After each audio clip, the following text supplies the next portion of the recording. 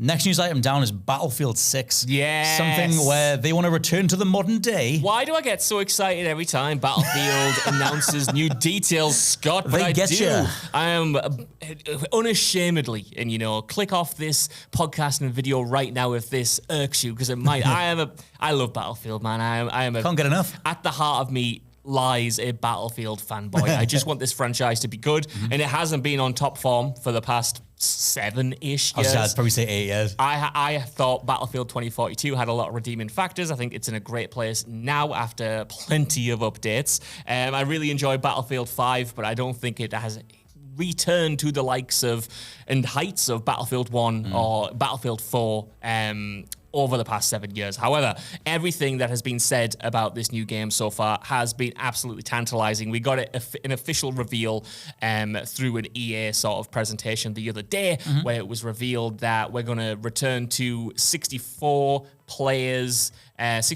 matches rather than 128, which we got with Battlefield 2042, which was in and of itself rolled back to 64 at a certain point anyway.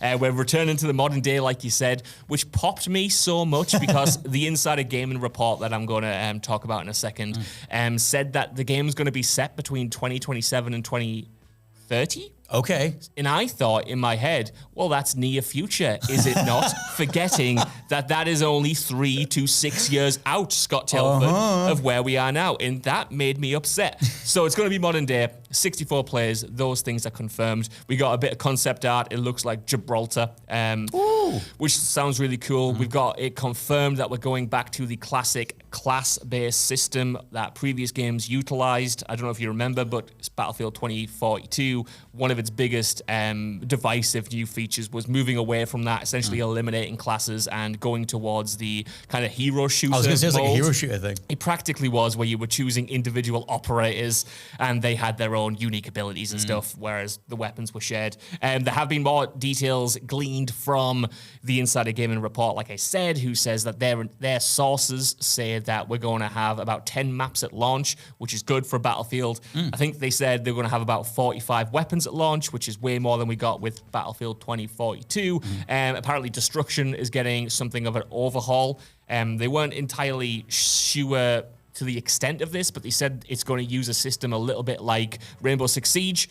I don't know if that means anything to you either, but that is music to my ears because that was so granular in its destruction. I think they refer to it as a caliber-based destruction, which means that, of course, like different weapons with different bullet types are going to leave different impacts on the environment, and you can destroy things in more intricately detailed ways than you kind of can now, which, again, I absolutely love that. They also mention, and this was jumping off what was revealed at the EA thing, that DICE is only apparently responsible for the multiplayer this time around, and a bunch of other studios are working on the other sections. I want to say it's Criterion who are working on the single player, and according to Tom Henderson at Insider Gaming, Ripple Effect, another EA studio, is working on a free-to-play battle royale mode to release alongside this new Battlefield game. There are a few more details. I've thrown a lot at you there. Does this mean anything to you? Does it get you excited? It's music to my ears, but it's all just on paper stuff at the moment.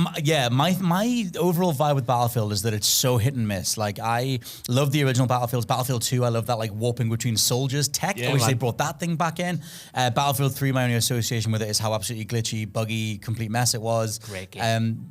Eventually, And then kind of the same with Battlefield 4. That thing felt like it struggled a lot, but it's always been in the scale of it.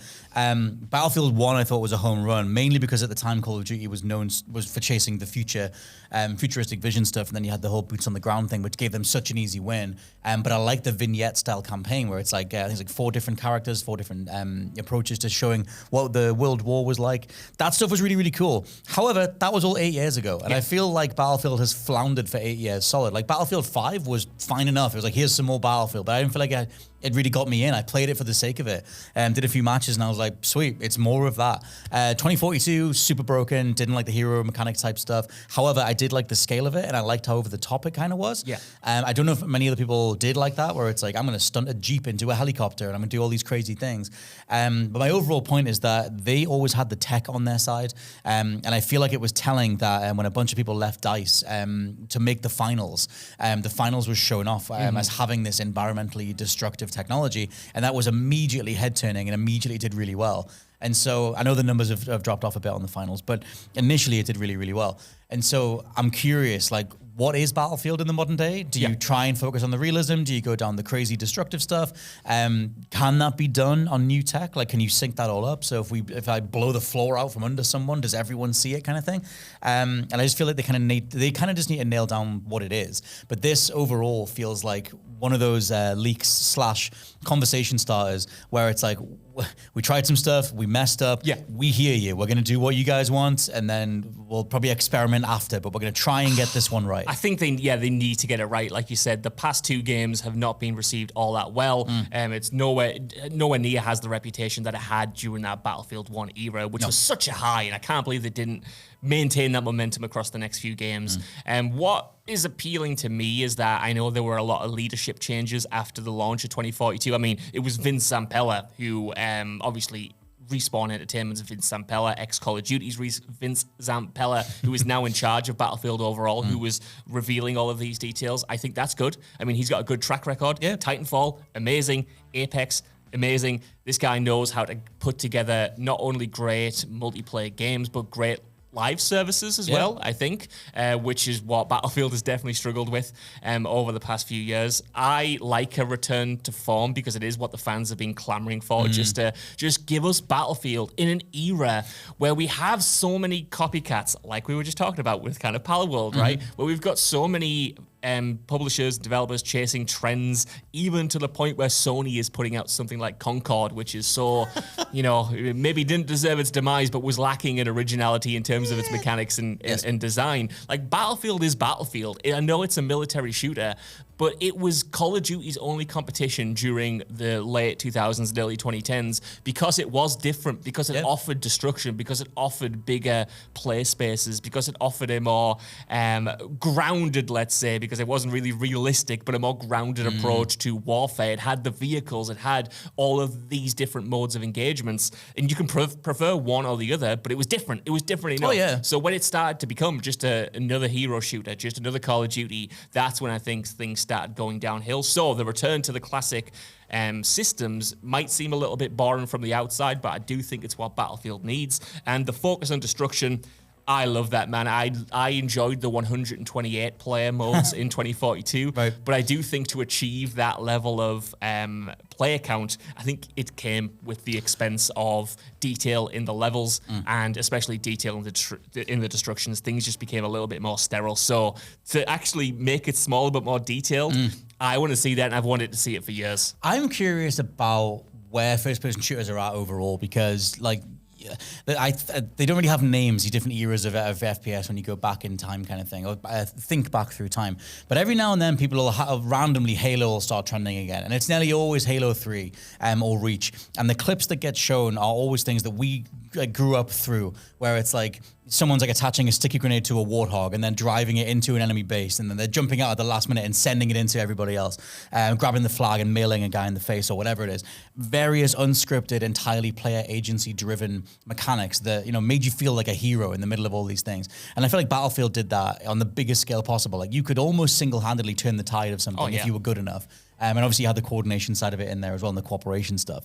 But I wonder, because that feels like a bit of a bygone era. There's not really anybody doing gameplay like that anymore. It tends to be in the first-person shooter space a lot more sweaty and a lot more almost like a revamped arena shooter. Like, one thing that's come out of Black Ops 6 and all the omnidirectional movement stuff, and just how fast and frantic and crazy and unrealistic that movement is the idea that the kids are asking for a return to arena shooters, to your Dooms, your Quakes, your Unreal tournaments. They're constantly moving, flying around, having a bead on a guy, but dancing around him in 360, in a full sphere of movement. Yeah. That is like the new way that we're going. Especially when you look at really high level play in Call of Duty, it's like, it's ridiculous. Like, it's absolutely all over the place. So I wonder if you're going to do a Battlefield, to me, the core tenets of Battlefield are the player agency side. Like, oh, okay, I've just respawned. I'm going to try and fly a helicopter in. I'm going to land up here and I'm going to go down through the floors and I'm going to do something. Like, it's so different than anything that is on the go right now. That like gives them an open goal. Yeah. But like, I wonder, because it's EA and because they have all this player data and we're in a different era now and whatever, are they looking at what works and going like the kids, the majority, whatever, the people won't even know what this is.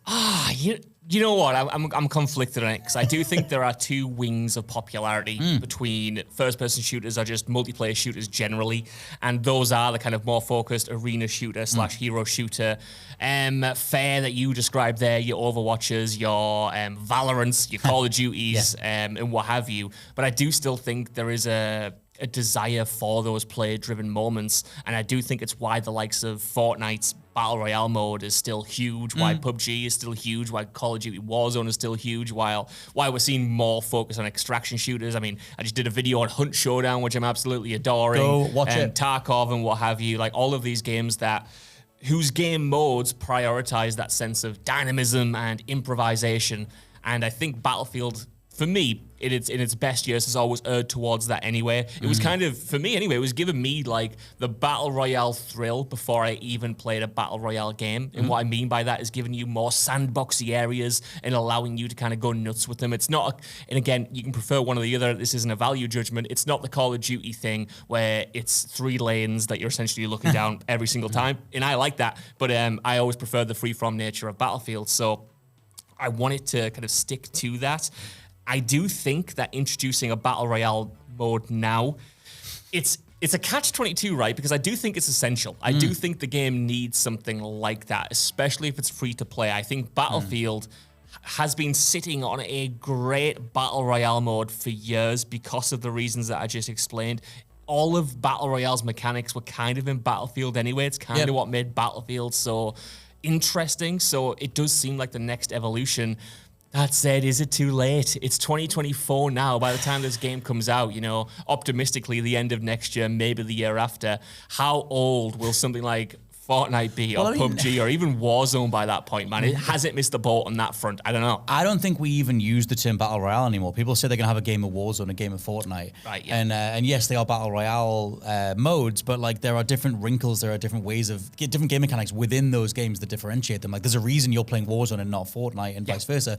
And so I wonder, like that whole idea of like we're going to have one of the pillars of the new Battlefield be a Battle Royale. It's like, nah, it should be a game of Battlefield. Like if it's a free-to-play, like you need an original game mode. Like Battlefield used to be known for, and it wasn't original to Battlefield, but it was known for the ticket system. Like it was known for like, you're expending 100 tickets for your team. When you die, you have to respawn, you lose a number and you burn through all those tickets. But they need to do something that is identifiably Battlefield if they're going to hang in this space. Because if they come out going like, we got a Battle Royale, guys, it's like, that sounds like 2017. Yeah, like, it does. That sounds ancient. And Battlefield 5 had a Battle Royale that missed the window. That firewall mode or whatever it was called. Fire something? What was it Fire called? Sprite or Fire something? Firestorm, I think it was called. Yeah. And it's like it didn't come out back when Battlefield 5 did. It was many months later. I'm sure it was either shut down or the player numbers were tiny because nobody wanted it, whether through the marketing or whatever. And so for me, like I said, the open goal is the scale of it. No one does Battlefield like Battlefield. No one can compete with DICE's tech and them as a dev. So I think they need to nail that stuff down. And Battlefield can exist, can coexist. And they can do a whole Return of the Champ style marketing thing because COD doesn't have any competitors. And Call of Duty's all over the place with the Black Ops 6 stuff. So I think there's a way to do it, but they need to just like zero in on why it's special. I know you're absolutely right. They do need to zero in on what makes Battlefield Battlefield. I keep clutching my face and pulling at my skin because it's such a catch-22. It's such an issue that they have, and I'm so pleased I'm not making the next Battlefield game. You would all hate it, I imagine, because yes, when it comes to the Battle Royale mode, I do think you're right. I think it needs to lean on its tenets. I do think it definitely needs to lean on its destructibility because other shooters don't necessarily have that in that space. I would like to see, stuff like Levolution return from Battlefield 4, which, you don't know, that was like the map changing when you executed certain scripted moments like toppling a skyscraper to make a new point of interest or something. I'd like to see the Storms return from Battlefield 2042. Yes. I think it would be a shame to waste that tech because if you have a Battle Royale game, Scott, where I can go up in a tornado, wingsuit my way to the other end of the map and then take someone out and get the W, it's going to be the best moment of my entire life. Well, that was in all the trailers. The Storms looked phenomenal. But obviously the tech side of it just couldn't maintain it at launch or whatever, but maybe now. It's like it worked. Like it was there. It was definitely not worth throwing away, in my opinion. It's just like the rest of the game, it didn't serve those moments up organically, or you were maybe waiting for them and then you were like, well, what else is there? I mean, However, just one quick thing to that end, like in terms of the marketing and the buzz, like Battlefield's buzz never really went away. Like it was sky high going into 2042. And it was literally when we got the early access period, there was like a week before there was like an open beta thing. That was when it all came crashing down. But they maintained that level of hype until then. Like they can get it back. They absolutely can. You know, it's huge. I think people want to see it do well. I don't think you want to see Battlefield die because, like you said, it is such a big competitor to COD. The one thing about the community that I'm going to get to, I just want to... I know I keep talking about Battle Royale, I'll just finish it. I think, like I said, it's got so many tenets that are unique to Battlefield. That said, you know, we were just talking about its differences from Call of Duty and how that allowed it to succeed. I think Call of Duty has smartly eaten Battlefield's lunch over the past few years with its Warzone and ground war modes, because it's just incorporated a lot of elements from Battlefield into it. So now, annoyingly, if Battlefield does do a Battle Royale mode, it is going to be close to Warzone in terms of how it plays. It will have differences, of course, but is it going to be too close in a way that they never kind of were before? I'm not entirely sure. But yeah, the final thing on the community and the final good note from this report is EA confirmed that they will be doing like community testing, I think it's early next year, across 2025 at the least. And then, Tom Henderson in the Insider Gaming report confirmed that it's going to be much more than just like an open beta or a closed beta. It's going to be like throughout the year. They used to have this thing called the CTE. I think it was called, I think that stood for the Community Test Environment. And they had that for like Battlefield 4 and stuff, where they allowed the community members to like play different builds of the game, bug test and balance test weapons and items before they were included. And if they return to this, that is a major positive, because like you said, how many Battlefield games, even the great ones, have released in a buggy state? So if the community, hopefully, fingers crossed, most optimistic view of this, if the community gets their hands on this game early next year, and they have messed up with a lot of the core, pillars that people want, hopefully, at least this time, unlike Battlefield 2042, when it was just that early access period that you described, hopefully we can at least voice our opinions and have them realize before it's too late that they can turn things around. But hopefully it doesn't get there.